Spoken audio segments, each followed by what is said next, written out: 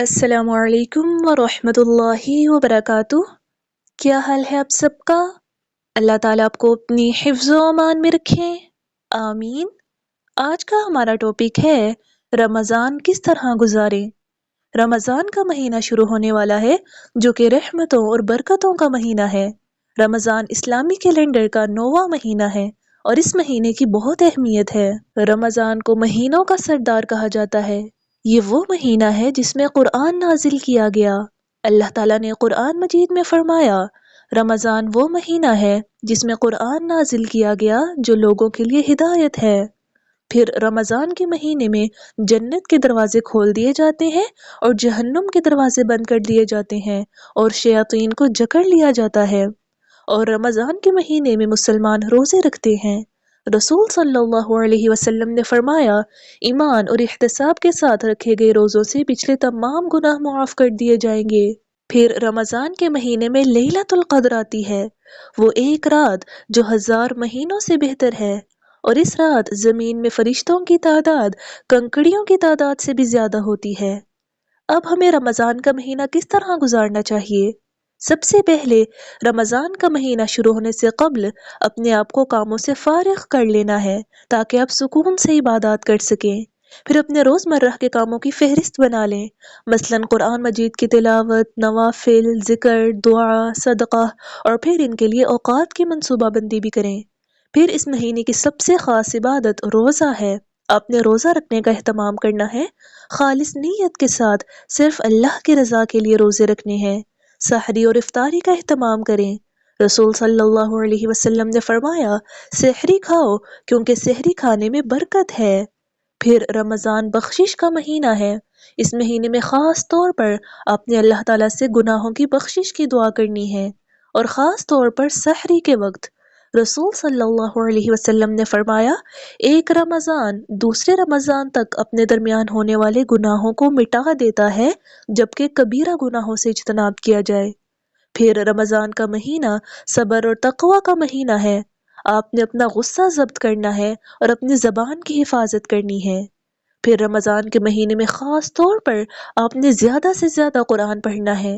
قرآن مجید کی تلاوت باعث ثواب بھی ہے، ہر حرف پڑھنے پر 10 نیکیاں ملتی ہیں، اور ساتھ ہی ساتھ آپ نے قرآن کو تھوڑا تھوڑا حفظ کرنے کی بھی کوشش کرنی ہے، ایک ایک آیت کر کے، اور قرآن مجید کی آیات پر غور و فکر بھی کرنا ہے، ترجمہ بھی پڑھنا ہے قرآن کا، اور آپ کو جو قرآن سے اچھی باتیں معلوم ہو ان کو دوسروں کو بھی بتائیں۔ پھر رمضان کی راتوں میں قیام کرنے کا بھی بہت ثواب ہے۔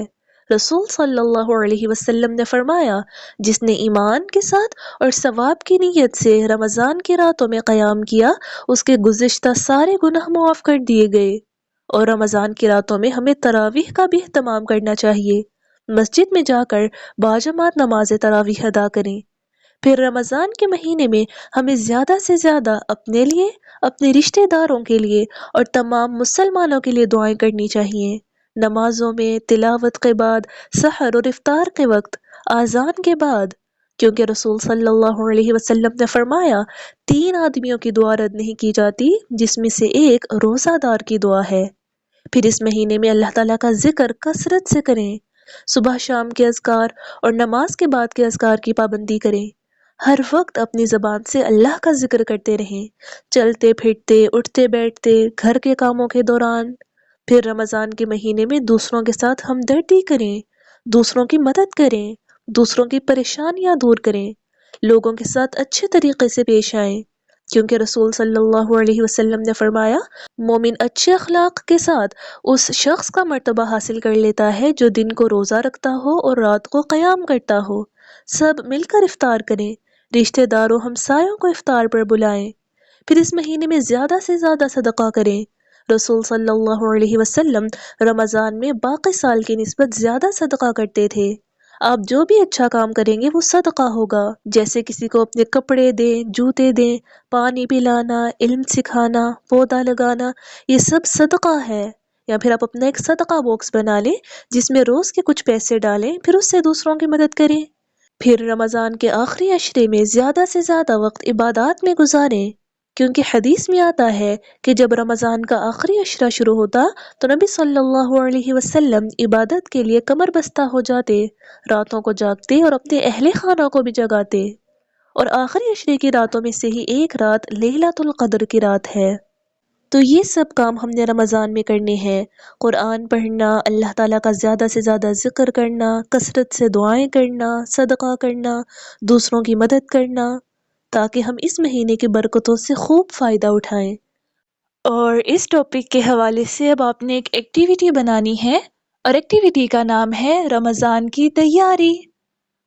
آپ نے رمضان سے پہلے کرنے والے کاموں کی فہرست بنانی ہے، جیسے اپنی جائے نماز کو دھوئیں، اپنی نماز کی جگہ کو ترتیب دیں، اپنی دعاؤں کی کتابوں کو ترتیب دیں، اپنے قرآن کو کور کریں، اپنے گھر کی صفائی مکمل کریں، عید کے لیے لباس اور خریداری مکمل کر لیں، صدقے کا ڈبہ بنائیں، اپنی ڈائری پر کم سے کم 10 دعائیں لکھیں جو اس رمضان آپ اللہ تعالیٰ سے مانگنا چاہتے ہیں۔ پھر رمضان سے پہلے 2 رکعت نماز ادا کریں اور دعا مانگیں کہ اللہ تعالیٰ آپ کو اچھی عبادات کرنے کی توفیق دیں۔